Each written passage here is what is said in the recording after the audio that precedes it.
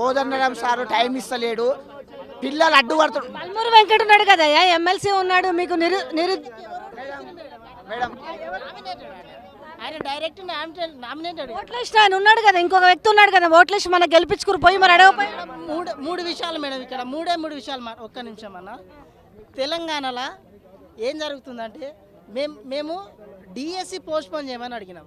అరే సంకలో ఉన్న పాపను చూడరా బాబా అంటే సౌతి పిల్లని చూసి వస్తాను నేనని చెప్పి గ్రూప్ 2 పోస్ట్పోన్ చేసుకున్నాడు. ఆ గ్రూప్ 2 పోస్ట్పోన్ మేము చేయమని అడగలే, అలా పోస్టులు పెంచామని మేము అడగలే. సార్ దయచేసి మాకు పోస్టులు కాదు కావాల్సింది, ఇక్కడ సమయం.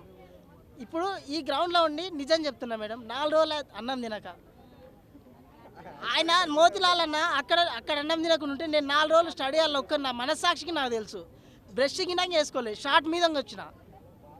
మా డిమాండ్ ఏంది, డిఎస్సి పోస్ట్పోన్ చేయండి సార్. మీరు చేసేది ఏంది, గ్రూప్ 2 కాడికి పోయారు ఎందుకు? వాళ్ళు ఇక బాగా ఇది తెలంగాణ. ఇంకొక విషయం చెప్పాలంటే ఇది తెలంగాణ కాదు, లంగల తెలంగాణ. ఇది అనాల్సి వచ్చింది. అరే మా ఇంటికి మా గడపకు మీరు వచ్చి ఒక్కసారి ఛాన్స్ ఇరి, బర్రెకు గంజి పోసి చూడండి పాలెందుకు ఏదో అన్నారు. గంజి కాదు కుడితే పెట్టినాం ఈరోజు, గంజి కాదు కుడితే పెట్టినాం ఈరోజు. అరే కుర్తి గంజి కాదు కుర్తి పెడితే గినాక కాలు దండేసిపోయినాక ఇంట్లో ఉన్న పాపకు పాలెట్లా పెట్టాలి? గురుకులాల్లో అపాయింట్మెంట్స్ ఇచ్చి 5 months అవుతుంది.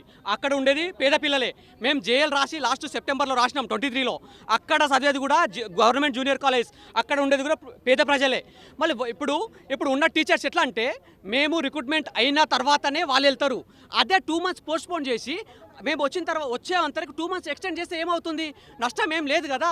లేదంటే 2 months విద్యా వాలంటీర్ని పెట్టండి.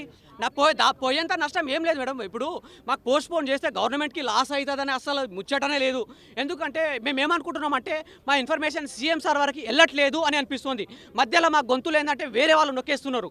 మా ఇన్ఫర్మేషన్ ఏమంటే వాళ్ళకు ఇంటెలిజెన్స్ డిపార్ట్మెంట్ ఉంటుంది, ఎందుకు వెళ్ళకుండా ఉంటుంది. సో ఇక్కడ మాత్రం మీరు చాలా మంది మాట్లాడాలనుకుంటున్నారు. పోలీసు వాళ్ళని పాపం మరి వెళ్ళండి ఒక్క నిమిషం కంక్లూజన్ ఒకటి ఫైనల్ చేస్తున్నా. గత ప్రభుత్వం 5,000 పోస్టులతో నోటిఫికేషన్ ఇచ్చింది. సరే 5,000 పోస్టులకు 6,000 కలిపి 11,000 రిలీజ్ చేసిరుగా. మరి గత ప్రభుత్వం చేసిన ఒక సిలబస్ సీట్ అనేది రిలీజ్ చేశారుగా మేడం ఆన్లైన్లో. ఆ సిలబస్లో ఏమన్నా మార్పులు చేయాలా? పోస్టులు పెంచుతూ సిలబస్ మార్పులు చేస్తూ సిలబస్ తగ్గ సమయం ఇవ్వాలా వద్దా? అసలు సిలబస్ ప్రక్షాళన జరిగిందా? అసలు సిలబస్ ఎంత ఉందనేది తెలుసుకున్నారా?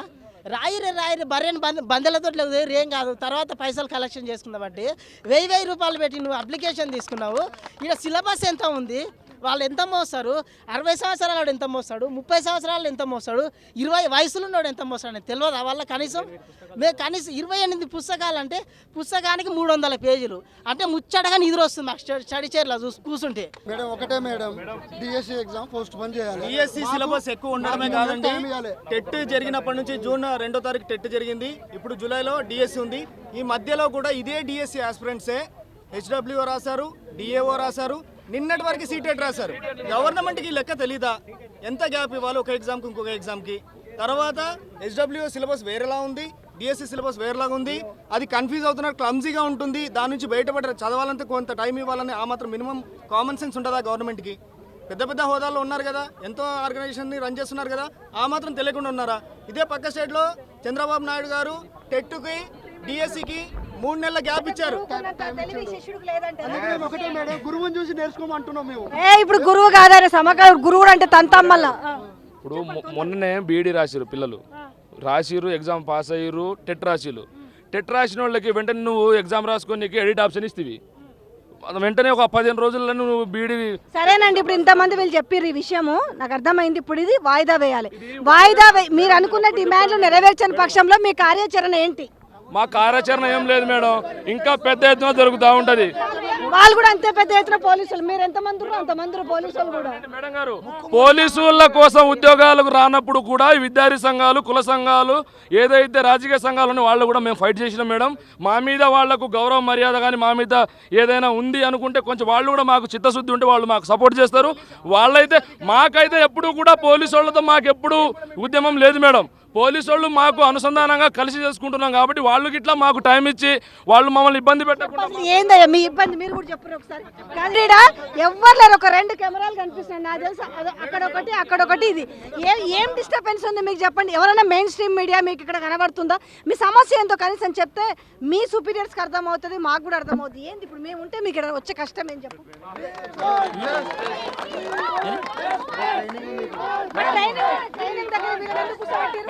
ఒప్పుకుంటా ట్రైనింగ్ ఉన్న చోట వీళ్ళని ఎందుకు కూర్చోబెట్టిరు పాపం ఎండలో కూర్చోబెట్టిరు కదా మరి పాపం వాళ్ళ బాధ వాళ్ళకు ఉంది కదా